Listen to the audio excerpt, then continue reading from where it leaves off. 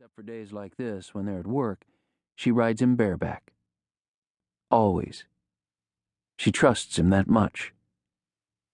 He nickered softly, and she watched her reflections in the dark globes of his eyes. She smiled, and her reflection smiled, and she thought, there's joy in a horse, laughter in its movement, even at this point of exhaustion.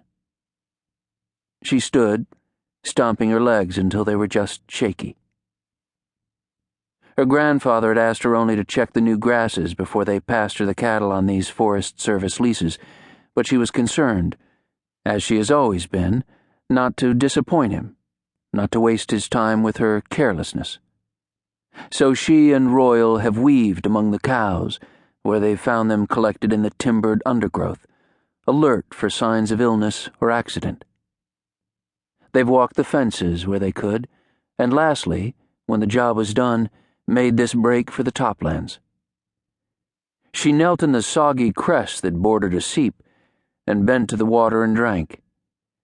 Then she peeled her shirt and bra over her head, splashing the water against her neck, shoulders, and breasts, finally sitting back on her heels to stare at a contrail that halved the sky above her. Her mother had asked, "Are you still stringing that Indian boy along?" They were seated across from each other in the new cafe in Ishawooa.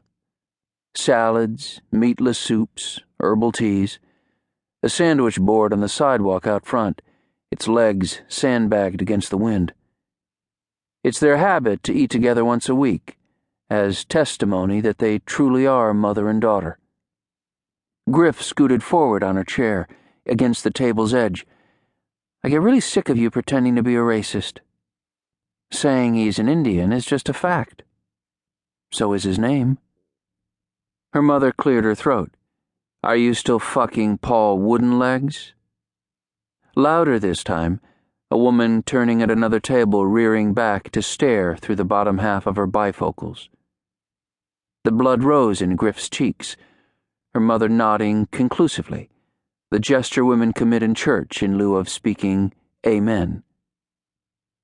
"When your dad and I were your age," Jean said, and smiled, unconsciously reaching inside the open throat of her blouse, straightening a bra strap.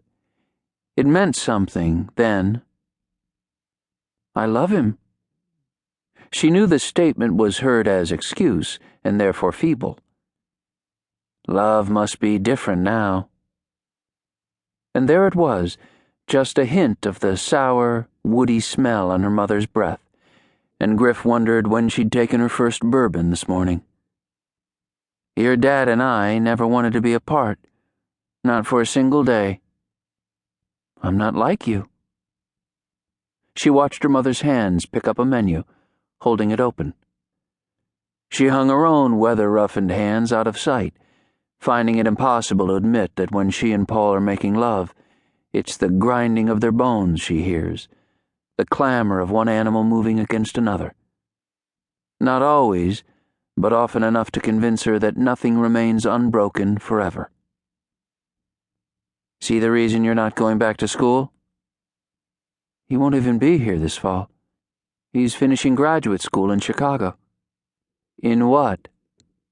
Jean held up her empty glass, trying to catch the waitress's attention.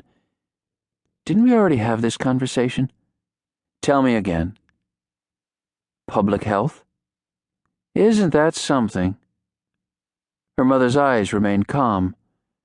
"Just think of the career opportunities he'll have for scrubbing bathrooms in some reservation casino." "Yeah, Mom, I'm sure that's what he's shooting for." "I remember that we talked about this now." She dabbed at her mouth with a napkin, though they hadn't yet ordered any food.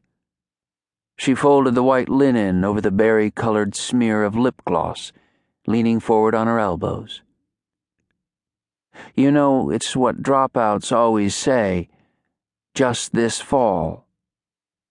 She rested her chin on the heel of a hand. "But it always turns out to be for the rest of their lives." She spent the afternoon wandering through an acre of chert and obsidian chippings, in places half a foot thick, imagining the ancients squatting